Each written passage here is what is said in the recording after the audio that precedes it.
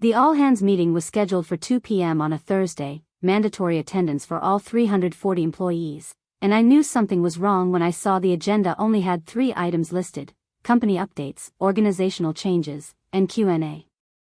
In my 12 years at Meridian Financial Services, all-hands meetings with vague agendas and mandatory attendance were always bad news disguised as transparency, and this one felt particularly ominous because Victor Stanton, our CEO who normally loved hearing himself talk for hours about strategic vision, had specifically requested that the compliance team sit in the front row where everyone could see us. I walked into the conference center at 1:52 p.m. with my notebook and the growing certainty that Victor was about to do something spectacularly stupid in front of the entire company, and based on the way he kept glancing at me while talking to the CFO and general counsel near the stage, that something involved me personally and wouldn't end well for anyone.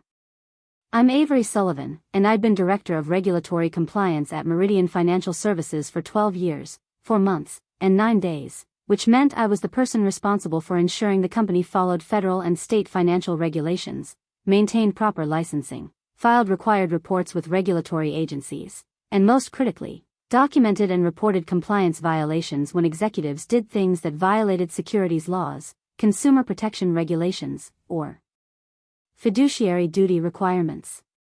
I wasn't the executive who made strategic decisions or attended board meetings.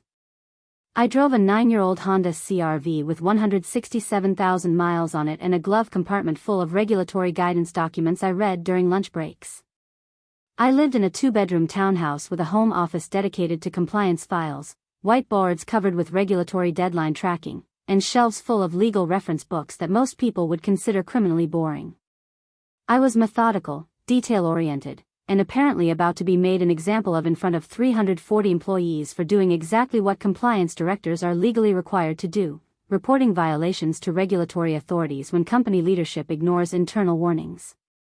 The trouble had started 8 months ago when Victor decided that Meridian's wealth management division should start offering investment products with higher fee structures that generated more revenue regardless of whether those products served clients' actual financial interests.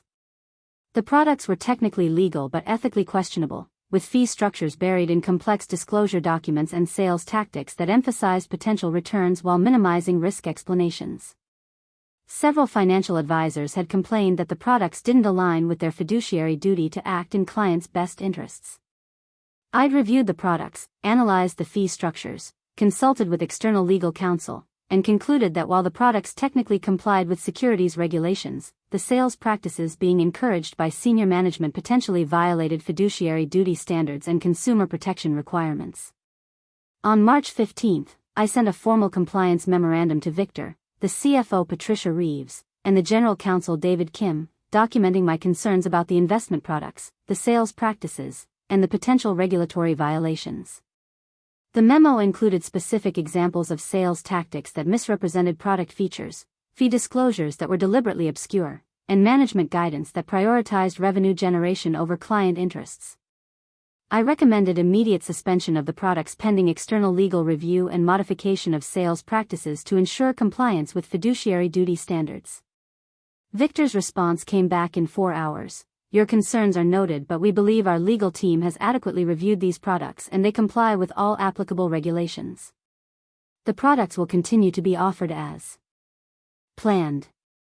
On April 3, I sent a follow-up memo after receiving additional complaints from financial advisors about pressure to sell the products to clients for whom they weren't appropriate.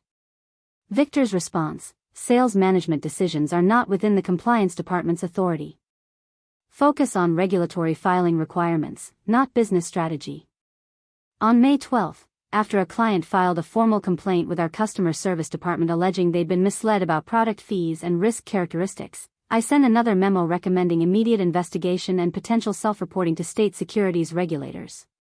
Victor's response: one client complaint does not constitute a pattern requiring regulatory notification. This matter is closed. On June 8, 3 more clients filed complaints. On June 22, 2 financial advisors resigned citing ethical concerns about the sales practices they were being pressured to implement. On July 15, I had documentation of 14 separate client complaints, 5 advisor resignations, and a pattern of sales practices that clearly violated fiduciary duty standards. On July 18, I filed a formal report with the state securities regulator documenting the pattern of compliance violations, the client complaints, the sales practices, and senior management's refusal to address the issues despite multiple internal warnings. I did this because securities regulations require compliance officers to report violations to regulatory authorities when company management fails to correct issues that harm investors, and because staying silent would make me personally liable for failing to meet my regulatory obligations. The regulations are very clear. Compliance officers have a legal duty to report violations to authorities when internal remediation fails. It's not optional. It's not about loyalty to the company. It's about legal responsibility to protect investors and maintain market integrity. Victor found out about my regulatory filing on August 2 when the state securities regulator sent Meridian a formal notice of investigation. He called me into his office that afternoon along with Patricia and David. "You reported us to the state regulator without authorization," Victor said, face red with anger that probably wasn't great for his cardiovascular health. "I filed a required compliance report documenting violations that senior management refused to address despite multiple internal warnings. Securities regulations require compliance officers to report violations to regulatory authorities when internal remediation fails. You went behind my back to regulators instead of bringing concerns to me first. I sent you 3 formal compliance memos over 4 months documenting the violations and recommending corrective action. You ignored all of them and told me to focus on filing requirements instead of business strategy. When management refuses to address violations, reporting to regulators is my legal obligation. Your obligation is to this company, not to outside regulators. My obligation is to comply with securities laws that require reporting violations that harm investors. My employment agreement and professional licensing both specify that regulatory compliance supersedes company loyalty when they conflict." Patricia spoke up. "Avery, the regulatory investigation is going to cost us significant money in legal fees and could damage our reputation with clients. You've created a major problem for the company." Victor created the problem by implementing sales practices that violate fiduciary duty standards despite repeated warnings.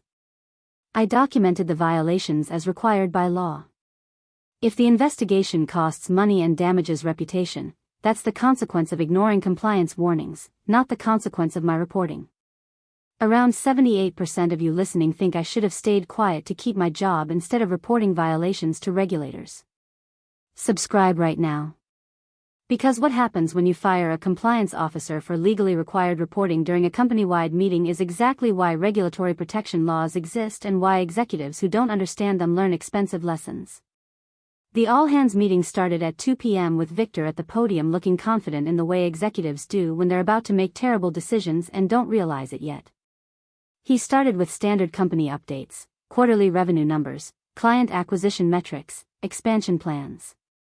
Then he moved to organizational changes. As we continue to grow and evolve, we're making strategic changes to our leadership structure to better align with our business objectives.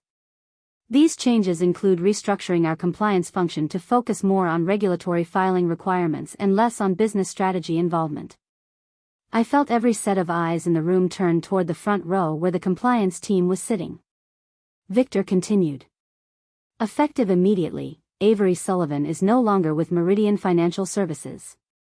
Her role as Director of Regulatory Compliance has been eliminated as we move toward a more streamlined compliance structure focused on essential regulatory requirements rather than excessive internal oversight. Complete silence. 340 employees watching me get fired on stage at a mandatory all-hands meeting.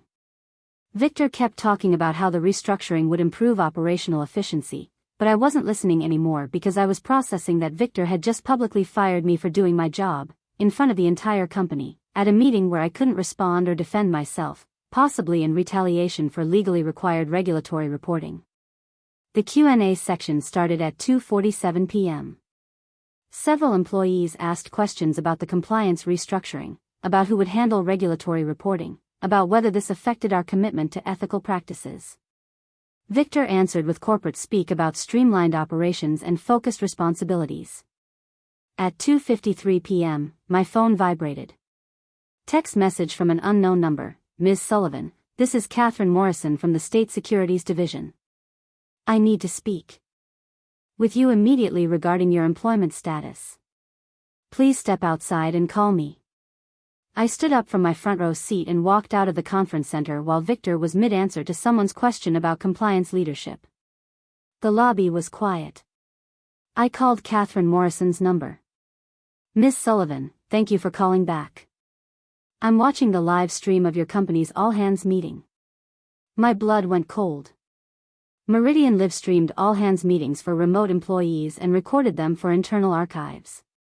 Catherine Morrison had been watching Victor fire me publicly. "I need to ask you directly, were you terminated in retaliation for filing the compliance report with our office on July 18th? "Yes. Victor Stanton found out about my regulatory filing on August 2nd when you sent the investigation notice. He called me into his office and stated that I'd gone behind his back to regulators. Today he fired me at an all-hands meeting citing restructuring of the compliance function. Ms. Sullivan, retaliatory termination of compliance officers for regulatory reporting is a federal violation under Dodd-Frank whistleblower protection provisions and state securities law. I'm going to ask you to return to that meeting. When you walk back in, I'll be joining the Q&A via phone. Victor Stanton needs to understand the consequences of what he just did." I walked back into the conference center at 2:58 p.m. Victor was still taking questions. I walked back to my front row seat. Victor noticed me returning and looked confused. An employee in the back raised their hand. "I have a question about the timing of the compliance restructuring. It seems to coincide with the regulatory investigation that was announced last week." Victor's expression tightened. "The restructuring is unrelated to any external regulatory matters. It's part of strategic operational planning that's been in development for months." The AV coordinator's phone rang. He answered, listened, then walked to the stage and whispered to Victor. Victor looked annoyed but nodded. The AV coordinator connected the call to the speaker system. Catherine Morrison's voice filled the conference center, clear and authoritative. "This is Catherine Morrison, senior investigator with the State Securities Division. I've been monitoring this all-hands meeting and I need to address some statements that were made regarding Ms. Sullivan's termination." Victor's face went through several colors in rapid succession, settling on a shade that suggested his blood pressure had reached concerning levels. "Mr. Stanton, I'm calling to inform you that the State Securities Division is expanding our investigation of Meridian Financial Services to include potential retaliation against a compliance officer for legally required regulatory reporting. Federal law under the Dodd-Frank Act and state securities laws explicitly prohibit retaliation against compliance officers who report violations to regulatory authorities. Ms. Sullivan filed a compliance report with our office on July 18 documenting a pattern of fiduciary duty violations and consumer protection concerns. You terminated her employment today citing restructuring of compliance functions. This timing, combined with your public termination of a compliance officer during an active regulatory investigation, creates substantial evidence of retaliatory discharge." The conference center was completely silent. Victor looked like he was trying to figure out if this was real or some elaborate prank. Catherine continued. "The penalties for retaliatory termination of whistleblowers include fines up to $1 million, potential criminal charges for officers who authorized the retaliation, mandatory reinstatement of the terminated employee, and triple damages for economic harm. Additionally, retaliation against compliance officers demonstrates intent to obstruct regulatory oversight, which significantly escalates the severity of our investigation into the underlying compliance violations Ms. Sullivan reported." "I need to speak with our legal counsel," Victor managed. "You should do that. I also need to inform everyone present that any statements made about Ms. Sullivan's termination should be documented because they may be relevant to our investigation. If Ms. Sullivan's termination was retaliatory, every employee who witnessed this meeting is a potential witness to a federal violation. The State Securities Division will be requesting all recordings and transcripts of this meeting, along with documentation of the decision-making process that led to Ms. Sullivan's termination." Catherine paused, then added, "Ms. Sullivan, you're entitled to continue employment during our investigation unless Meridian can demonstrate that your termination was based on legitimate, documented performance issues unrelated to your regulatory reporting. Given that Mr. Stanton just publicly stated your termination was due to restructuring rather than performance issues, and given the proximity to your whistleblower filing, I would strongly advise Meridian to reconsider this termination immediately. Victor looked at David Kim, our general counsel, who'd been sitting off to the side looking progressively more horrified as Catherine spoke. David whispered urgently to Victor. Victor whispered back. Patricia joined the whispered conference. Finally, Victor returned to the microphone. There has been a misunderstanding about the compliance restructuring. Ms. Sullivan's role is not being eliminated. We're restructuring the reporting structure of the compliance department. Ms. Sullivan will continue as Director of Regulatory Compliance, reporting directly to the CEO's office rather than through the CFO organization. Catherine's voice came back through the speakers. Mr. Stanton, the State Securities Division will be monitoring Ms. Sullivan's employment status and working conditions. Any adverse employment actions, reduction in responsibilities, or hostile work environment directed at Ms. Sullivan will be considered additional evidence of retaliation. We'll be scheduling on-site interviews with Ms. Sullivan and other Meridian employees as part of our expanded investigation. This call is concluded. The line disconnected. The all-hands meeting ended abruptly with Victor stating that leadership would follow up with additional details. 340 employees filed out of the conference center in stunned silence while I sat in the front row processing that I'd just been publicly fired and then publicly unfired by a state regulator who'd been watching the meeting remotely. The investigation that followed was comprehensive and expensive. The State Securities Division conducted 3 months of on-site investigation, interviewed 47 employees, reviewed thousands of documents, and ultimately found that Meridian had violated fiduciary duty standards through the investment product sales practices I'd reported. The penalties included $8.4 million in fines, mandatory restitution to affected clients totaling approximately $3.2 million, 3 years of enhanced regulatory oversight, and required implementation of independent compliance monitoring. Victor Stanton resigned as CEO on November 3, 6 weeks after the investigation results were announced. His resignation letter cited pursuing other opportunities, but everyone knew it was forced by the board after they calculated how much the compliance violations and retaliatory termination had cost the company. Patricia Reeves, the CFO who told me my regulatory reporting had created problems for the company, was terminated on November 10. David Kim, the general counsel who should have stopped Victor from firing me publicly, resigned on November 15. I remained as Director of Regulatory Compliance, received a 48% salary increase, and was given a seat on Meridian's newly created Compliance Committee with authority to escalate concerns directly to the board without management approval. The board also implemented new policies requiring that any proposed termination of compliance officers be reviewed by external legal counsel and the board's audit committee before execution. 6 months after the all-hands meeting, I received a formal settlement from Meridian for the retaliatory termination. Attempt, $850,000 in damages for emotional distress, reputational harm, and violation of whistleblower protections, plus written guarantee that I could not be terminated without board approval and independent review confirming no retaliation. 1 year later, Meridian completed comprehensive remediation of their compliance practices, implemented new fiduciary duty training for all advisors, and established independent compliance monitoring that satisfied the regulators. The company survived but was permanently changed. 2 years after being fired at the all-hands meeting, I ran into Victor at a financial services conference. He was working as an independent consultant, unable to find another CEO position after the regulatory investigation and retaliation findings became public. Avery, he said uncomfortably. How are things at Meridian? Excellent.